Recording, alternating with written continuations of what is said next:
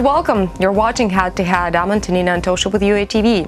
Recently, the Analytical Center European Values has unveiled the Prague Declaration, an appeal to Western leaders which outlines 7 steps that, according to organizers, should be implemented in order to stop Russian aggression.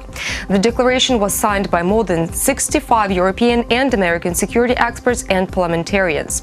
To tell us more about the declaration and the ways to implement it, we're joined in the studio today by Dmytro Zolotukhin, Deputy Minister of Information Policy of Ukraine.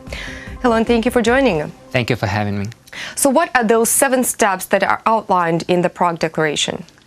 Well, first of all, the 7 steps mentioned before were firstly presented and recognized on the conference in Prague that were held by European Values think tank in Prague, and that was a mini summit about strategic communication that gathered very many specialists and from the governmental sphere of different European countries that really recognized the importance of countering and understanding and recognizing of hybrid threats and disinformation and propaganda from the Russian side, and also NGOs and different experts from the non-governmental sector.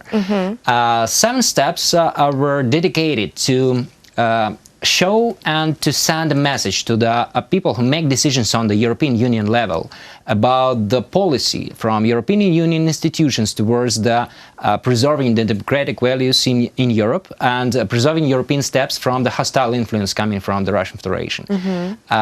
Firstly, they mentioned for the sending an open letter, an open appeal to Federica Mogherini, who is the head of the European External Action Service, to ensure her and to pay her attention to the fact that really threats in information space and as disinformation, as hostile influence in the information space should be recognized by the all top institutions on the governmental basis, governmental level of European Union, like European Parliament, European Commission, and so on and so forth.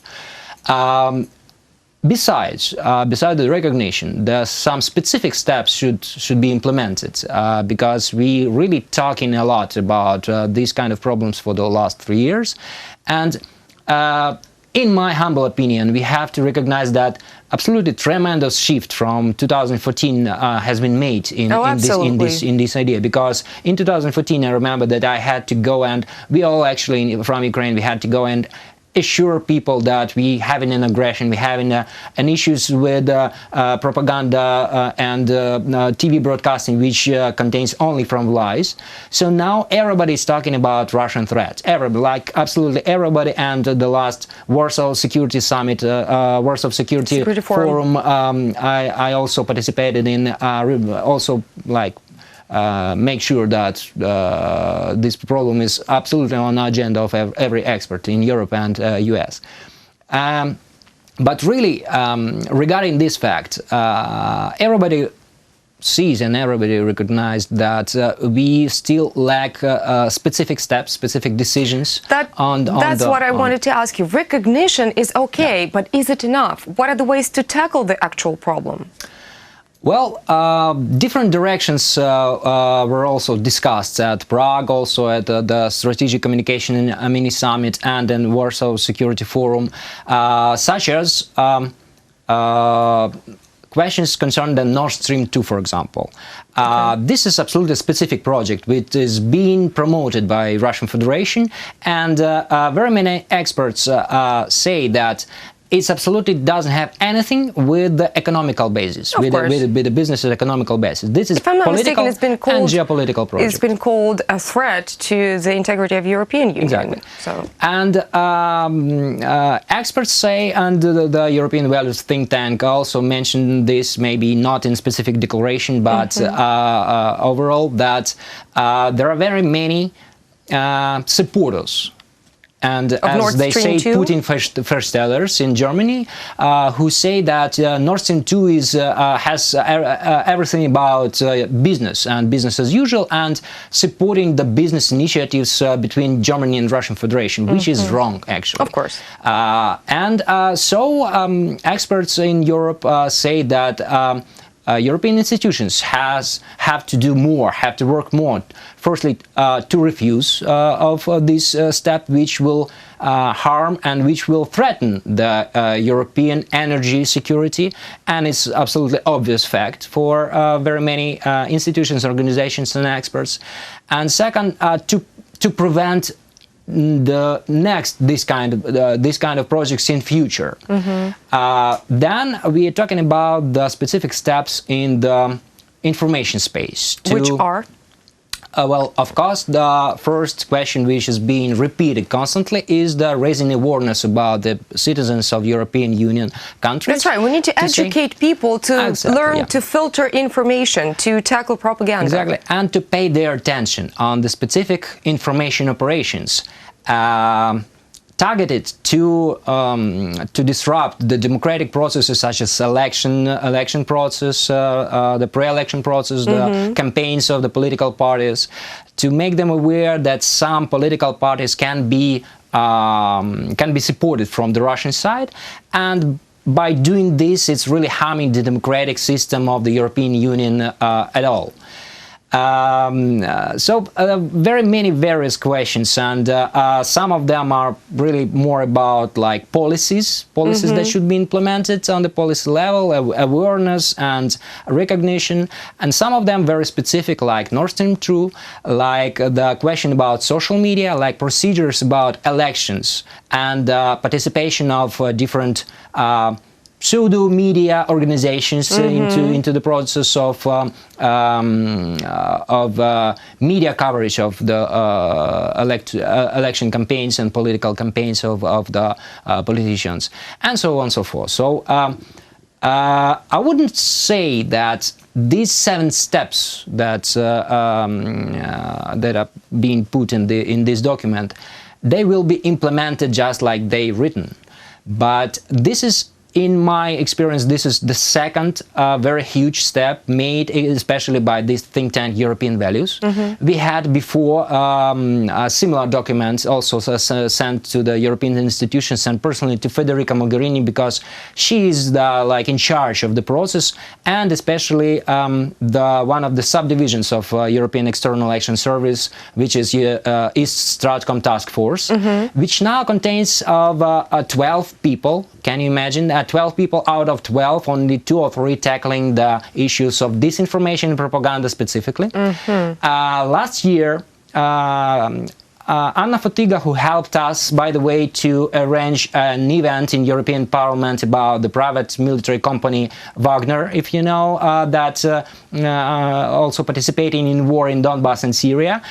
She proposed to make a budget of the 2017 for this East Stratcom Task Force about $1 million, €1 million. And unfortunately, this draft of the document was not supported by European Parliament. In this declaration, Jakub Janda, who is the head of the European Values think tank, stressed the point that these kind of advices or proposals should be recognized as absolutely necessary for European institutions to empower those organizations who really work with disinformation propaganda, at least on the level of debunking fakes, at least on the level of raising awareness. So it's to provide the support to these kind of drafts from the members of European Parliament, and to ensure the heads of specific institutions like Federica Mogherini and the members of the parliament that these initiatives should be supported definitely, and to make further steps in 2018 and further. Did you get any feedback from the Prague Declaration already? I think that this is a very huge information, I would say, information step. I mean that media will cover this a lot. So this will make a pressure on the people who make decisions on the international European level, because as far as I know, Jakub Janda, and he told me personally in Warsaw, that he really has many contacts among the journalists who are trying to work and to preserve their profession in media. So he sent the letter about this declaration to aware them about this kind of specific program that was presented. And I think that by sharing this among the public and by sharing this among politicians on the both sides of Atlantic, we will get some really specific steps, not only the declarations also, but that will make some pressure and some perspectives to making these decisions come true. Overall, how effective is Russian propaganda in Ukraine now? I mean, comparing to the level of its effectiveness starting in 2014, because clearly in 2014 it was higher. How effective is it now? In my opinion, we have a tremendous shift from the situation in 2014, because Ukrainian people are, in my opinion, being immune to these messages coming from the Russian Federation. Which is already. a good thing. I think that we just had to do this step because otherwise we couldn't survive. So it's the obvious situation of evolution of people perceiving information from the media, and also it's harmed in a very big level Ukrainian media also, because constantly social researches made by different institutions in Ukraine shows that media credibility to media among the Ukrainian population is decreasing. But in 2016 and 2017, we can say that Russian disinformation has shifted to try to somehow to change the opinion on the Ukrainian-Russian conflict among the European nations, and targeted specifically to the Europeans and Americans by sending a message that you have to deal with your own threats, you have to deal with your own elections, you have the refugees crisis, you have the different other issues. So let Ukraine stay on us, and we will deal somehow with it, which is really very, very dangerous for Ukrainian external policy also, because it's obvious that the Minsk agreements and all other issues, they are totally dependent from the European countries as participants of Normandy format, and as well from the different members of European Union. Thank you for clarifying all of that to me and our audience. Thank you for coming. Thank you. That was Dmytro Zolotukhin, Deputy Minister of Information Policy of Ukraine. Thank you so much for watching, and goodbye.